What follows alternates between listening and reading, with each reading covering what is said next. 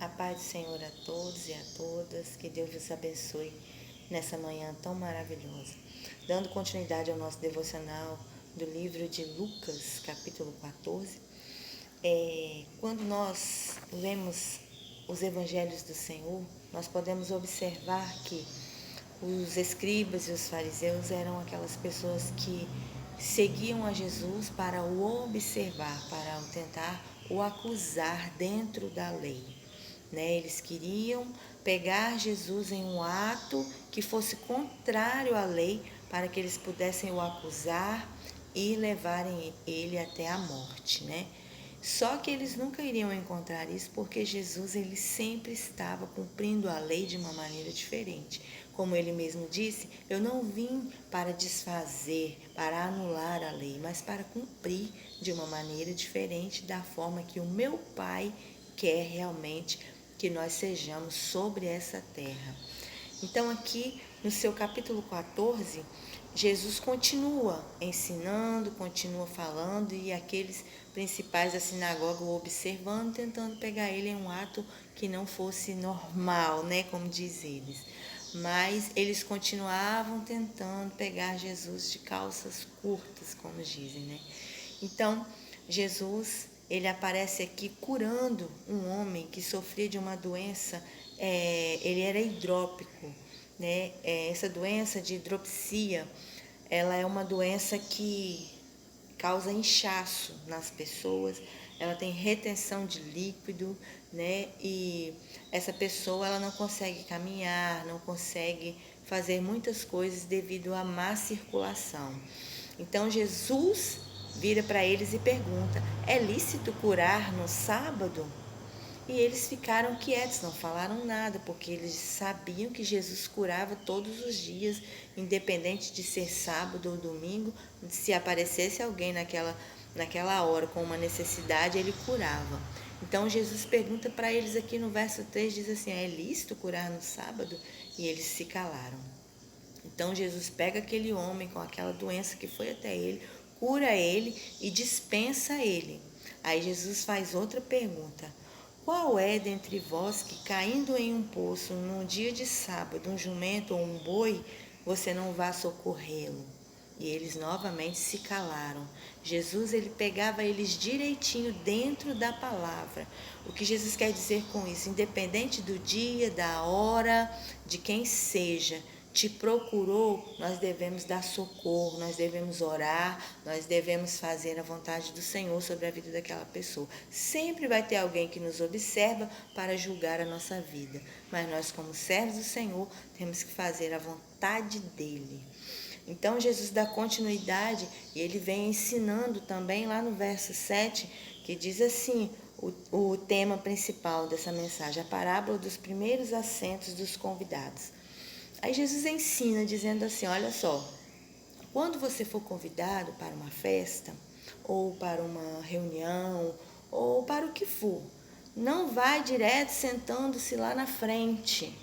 Porque, como serão convidadas muitas pessoas, de repente a pessoa convidou alguém mais importante do que você. E se você sentar naquele lugar que está reservado e aquele lugar não for o seu, aí você vai ficar envergonhado, porque vai chegar o dono da festa e já pensou? Você está sentado lá na frente, aí aquele homem que te convidou, aquela mulher fala, olha fulano, dá licença aqui desse lugar, porque você vai sentar mais atrás. Eu tenho uma pessoa mais importante que foi convidada para sentar nesse assento.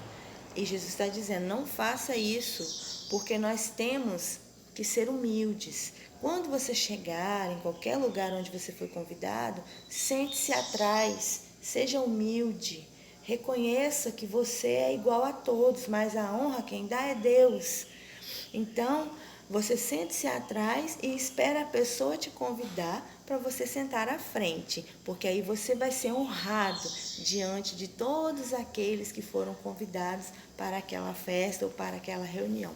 Jesus, ele sempre nos ensina a sermos humildes de coração, simples como a pomba, mas prudente como uma serpente. Então, nós temos que viver a palavra de Deus seguindo cada vírgula, de uma maneira simples, mas correta. E aqui Jesus continua dizendo, olha só, e dizia também ao que tinha convidado. Jesus diz assim, lá no verso 11, portanto, qualquer que a si mesmo se exaltar, será humilhado, e aquele que a si mesmo se humilhar, será exaltado. Foi o que ele quis dizer nessa parábola. Se nós queremos se exaltar, nós vamos ser humilhados, mas se a gente se humilhar, nós seremos exaltados, o nome do Senhor será glorificado. Tem muita gente que confunde essa palavra e diz assim, aquele que é humilhado, ele vai ser exaltado. Então, aquelas pessoas que me humilharam, elas vão ter que ver a minha vitória. Não é bem assim, meus irmãos, não é.